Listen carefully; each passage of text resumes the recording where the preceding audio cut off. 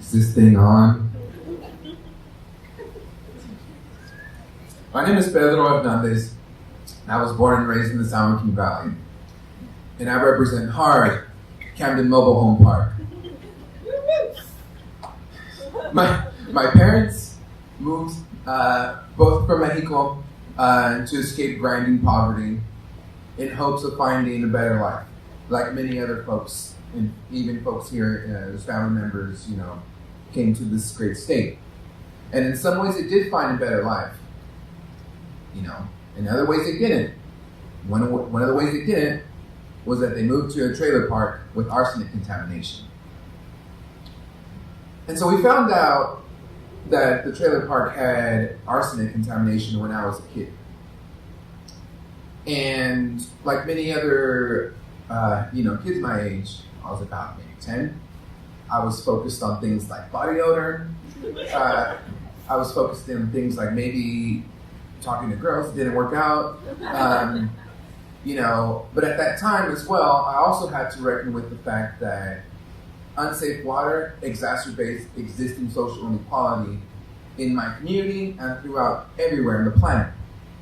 My father had an inheritable disease called polycystic kidney disease, which means that over time, the kidneys lose their function to remove waste from the body. One of the ways in which you can at least mitigate this disease is to stay hydrated. But we couldn't drink the water. I knew that as a kid. And I didn't know any of the science behind it. I didn't know what it took to fix it. But what I did know, that I was scared as hell because I didn't want my father to become a victim of this. Or my mother, or my dogs. The white dog behind there, that's my first dog ever. His name was Baby. I owe him so much. And so, there was no nonprofits at the time, and this mobile home park was my home. It was my island. This was my entire world, pretty much until I left for college. And again, we were stuck on our island without nonprofits knocking on the door, without county agencies saying, hey, we realize that this is an issue. What can we do? And so we also lived right behind the water tank. This is me as a Power Ranger.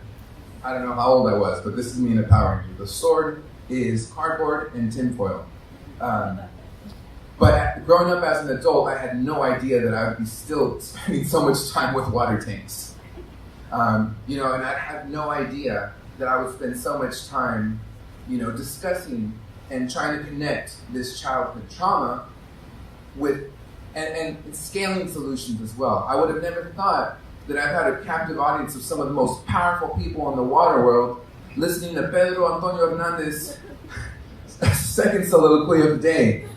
I would have never thought also that there were 300 other communities, over 1 million other people, and we still don't know how many people in private wells are affected by water contamination.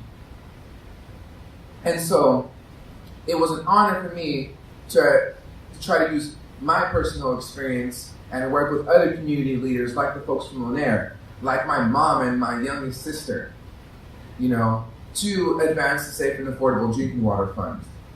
I was organizing a regional grassroots campaign for about 3 years, and this year it passed. But we can't think that just because this 10-year bill passed that's funded through the cap and trade program, that this is it. We have so much more to work for. California is a leader in the state, or in the United States, throughout the rest of the world. But we all know that the bar that exists should be much higher. Because there's nobody on this planet, there's nobody in this room that can convince me that my mother, who helped keep us stable during the battery of the hurricane of poverty, no one can convince me that she doesn't deserve the best water on the planet. And so that being said, there's still a lot of work to do. And this water network has been one of the most enlightening experiences in my life. We cried. We definitely cried. we definitely fought. Yesterday, man, A few of us were up until 2 o'clock working on a fact sheet just for this because we believe so much in this work. So this has been a personally rewarding experience. I feel I've grown, but also I'm just more aware even of the work that needs to happen. And so don't think of me today as the trailer park boy that loves dogs. Think of me as the person that's personally challenging every single one of you to use the privilege that's accumulated over decades. Use your positions, the actual authority that you have, and also the networks, to advance these issues and recommendations that we're developing. There's 3. You'll be hearing more about them, but let me break them down for you. Community empowerment, primarily because we need to expand democracy everywhere. Water boards at the state level, policy level, decision making, because the Safe and Affordable Drinking Water Fund, as great as it was, wouldn't have happened without folks on the ground. Second, we need to improve governance. All the state people, hey, it's a tough gig, but y'all are very important. And third, we need long-term solutions. We don't need election cycle solutions. I'm 28 years old. I want to stay in California. I want to stay in the Valley. I want my friends. My friend Luis, who was the only person who talked to me in the 7th grade, just had his baby 6 months ago.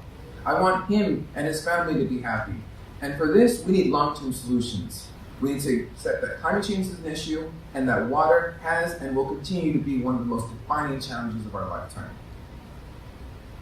That being said, I think it's very possible. I would not spend my time here if I didn't think it was possible. There's so much funner things to do in life.